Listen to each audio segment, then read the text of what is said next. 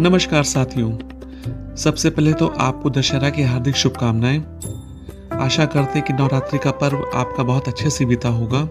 पिछले वीडियो में हम सब बनारस गए थे और बनारस के दशाश्वमेध घाट के दर्शन किए थे।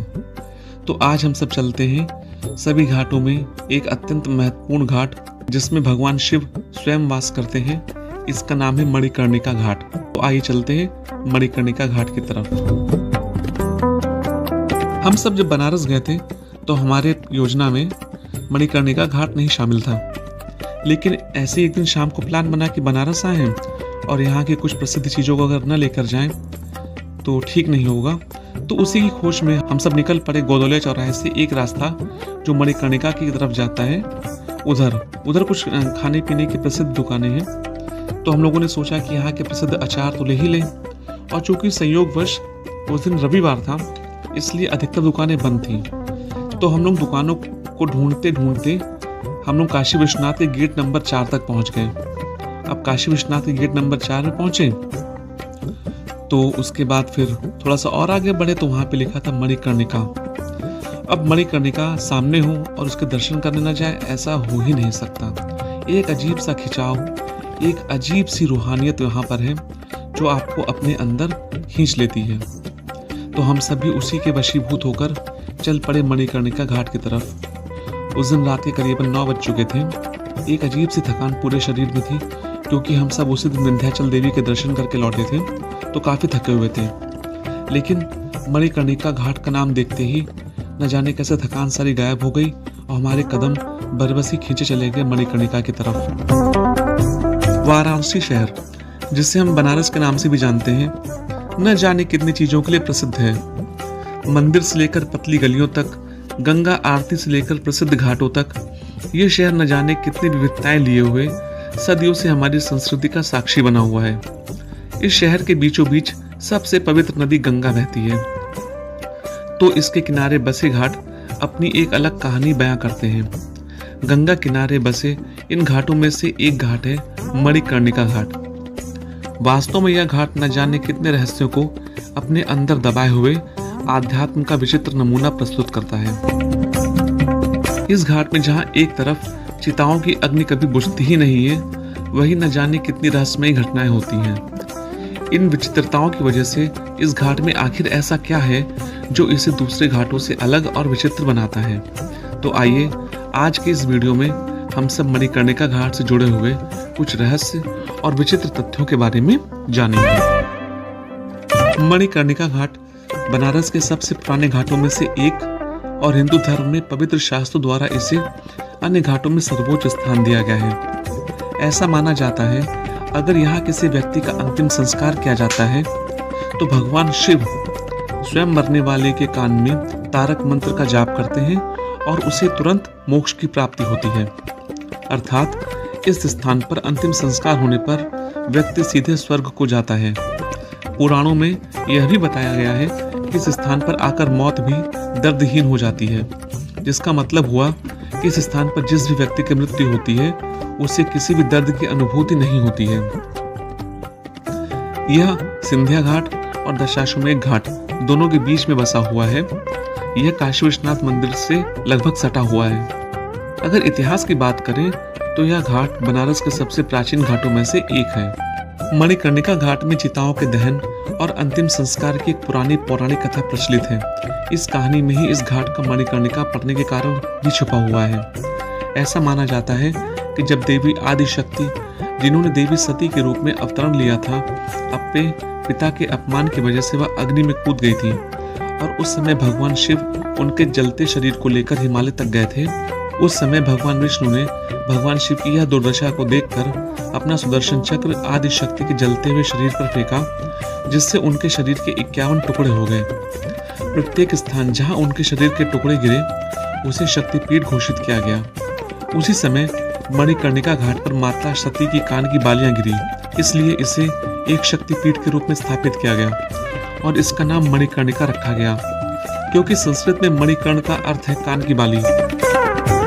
वाराणसी के एक प्रसिद्ध घाट के बारे में यह प्रचलित है कि यहाँ चिता की अग्नि कभी ठंडी नहीं होती। लोगों की मान्यता है कि यहाँ पर सबसे पहली चिता की अग्नि भगवान शिव ने अघोरी के रूप में आकर स्वयं दी थी। उसके बाद से वह अग्नि कभी आज तक बुझी नहीं है। इसीलिए यहाँ पर जब भी चिताओं का दहन किया जाता है तो जलती हुई चिता में से ही आग लेकर बगल की चिता को आग दी जाती है। यहाँ के लोगों का यह भी मानना है कि इस घाट में जिस दिन भी चिताएं जलनी बंद हो जाएंगी उस दिन वाराणसी के लिए प्रलय का दिन होगा।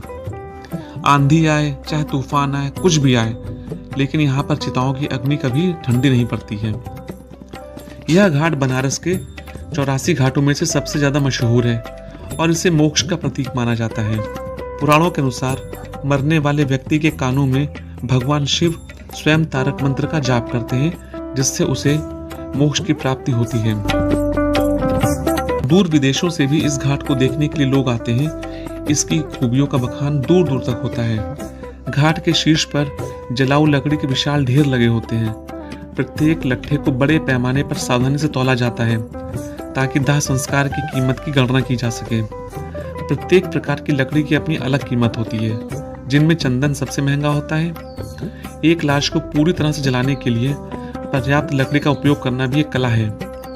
आप इन जगहों पर आकर श्मशान और चिताओं का दाह संस्कार देख सकते हैं। हिंदुओं के लिए इस घाट को अंतिम संस्कार के लिए सबसे पवित्र माना जाता है। बताया जाता है कि मणिकर्णिका घाट को भगवान शिव ने अनंत शांति का वरदान दिया है। इस घाट पर पहुंचकर जीवन की असलियत के बारे में पता चलता है। इस घाट की यह विशेषता है कि यहाँ चिता की आग कभी ठंडी नहीं होती, यानी यहाँ हर समय किसी न किसी का शवदाह हो रहा होता है। यहाँ हर रोज लगभग 200 से 300 शव का अंतिम संस्कार किया जाता है। मणिकर्णिका घाट पर एक कुआं है जिसे मणिकर्णिका कुंड के नाम से जाना जाता है। इसे भगवान विष्णु ने बनवाया था। हिंदू पौराणिक कथाओं के अनुसार भगवान शिव पार्वती के साथ विष्णु के सामने उनकी इच्छा पूरी करने के लिए एक बार बनारस आए थे। विष्णु ने दंपत्ति के स्नान के लिए गंगा तट पर एक कुआं खोदा। जब भगवान शिव स्नान कर रहे थे तो उनके कान की बाली से एक मणि कुएं में गिर गई। इसलिए इस स्थान के नाम के लिए मणिकर्णिका का नाम चुना गया।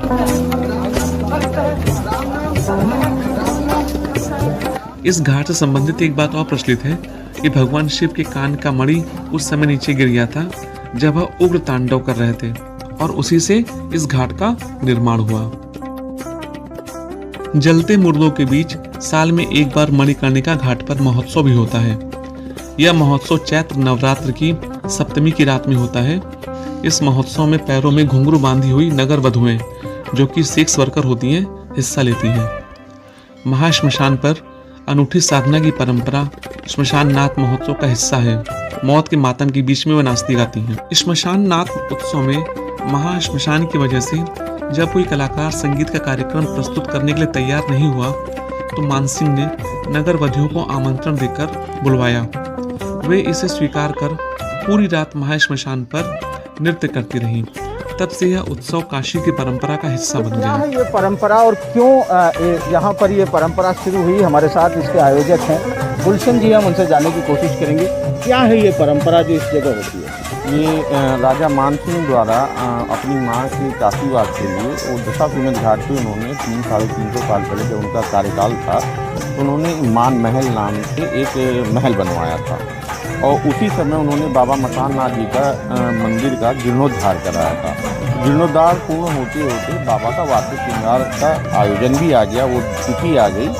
तो बाबा महाराज मानसिंह द्वारा ये सोचा गया कि यहाँ भी मैं उत्सव करूँ, मंदिर का जीर्णोद्धार कराया हूँ। तो उन्होंने अपने संपर्क, क्योंकि राजा थे और अपने संगीतज्ञों को यहाँ बुलाना चाहा, लेकिन उस समय की परंपरावादी रूढ़िवादी जो छुआ-छूती परंपराएं थी, इस कारण कोई भी बड़ा संगीतज्ञ महाप्रस्थान के आने से कतराता था, तो कोई नहीं आया, जिससे राजा मानसिंह काफ़ी दुखी थे। तो ये चिंता उनकी पूरे नगर में फैली और तभी वहाँ काशी के नगर वधुओं को ये जानकारी हुई कि ऐसी यहाँ बात है कि यह राजा कोई आगे दुखी है और बाबा मसान का श्रृंगार कराना चाहते हैं। तो उन्होंने नगर वधु ने ये संदेश राजा तक भिजवाया अपना कि अगर राजा मानसिंह जी कहें तो हम सभी बाबा का श्रृंगार महोत्सव कर सकते हैं, जिससे राजा मानसिंह काफ़ी प्रसन्न हुए थे और उन्होंने पूरे राजकीय सम्मान से उस समय की नगर वधुओं को आमंत्रित किया और उन्होंने यहाँ नृत्य संगीत जो के देवता, जिस नृत्य संगीत के जनक हैं भगवान शिव शंकर देवाधिदेव महादेव, जिनका एक नाम नटराज भी इसी कारण पड़ा, तो उनको प्रसन्न करने के उद्देश्य से नगरवासियों ने यहाँ नृत्य संगीत प्रस्तुत किया। मतलब वही परंपरा चली आ रही। और इसके साथ ही एक और चीज़ भी जुड़ गई कि नगरवासियों के मन में एक धारणा बन गई कि मैं जो मुक्ति मोक्ष के देने वाले देवता हैं उनके सामने हम नृत्य संगीत अपना प्रस्तुत कर रहे हैं, तो इससे उनको वर्तमान नरकीय जीवन से मुक्ति और मोक्ष मिलेगा और उनका अगला जन्म। कहते हैं कि मणिकर्णिका घाट पर भगवान विष्णु ने सबसे पहले स्नान किया, इसलिए बैकुंठ चौदस की रात के तीसरे प्रहर यहाँ स्नान करने से मुक्ति प्राप्त होती है।